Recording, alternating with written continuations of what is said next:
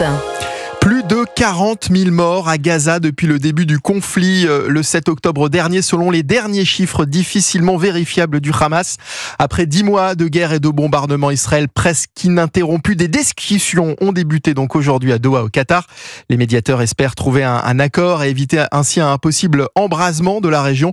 Il faut dire que la menace de l'Iran plane toujours depuis l'élimination par Israël il y a 2 semaines du chef politique du Hamas, Ismaël Haniyeh. Geoffrey Branger, bonsoir. Que sait-on de ces négociations ?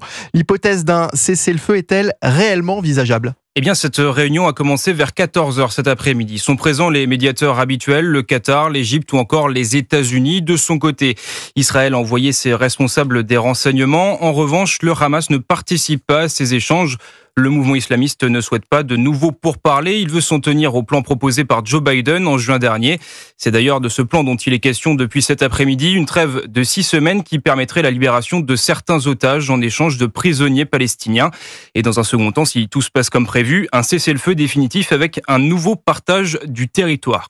Les chances d'aboutir à un accord sont très incertaines. Il y a déjà eu beaucoup de négociations dans le passé et toutes se sont soldées par des échecs. Mais John Kirby, le porte-parole du Conseil de sécurité nationale américain, évoquait plus tôt dans la journée un début prometteur des discussions qui vont se poursuivre demain. Ce qui est sûr, c'est que pour de nombreux pays, il y a urgence à trouver une solution afin d'éviter une escalade des tensions dans la région. Les précisions de Geoffrey Branger pour Europe 1.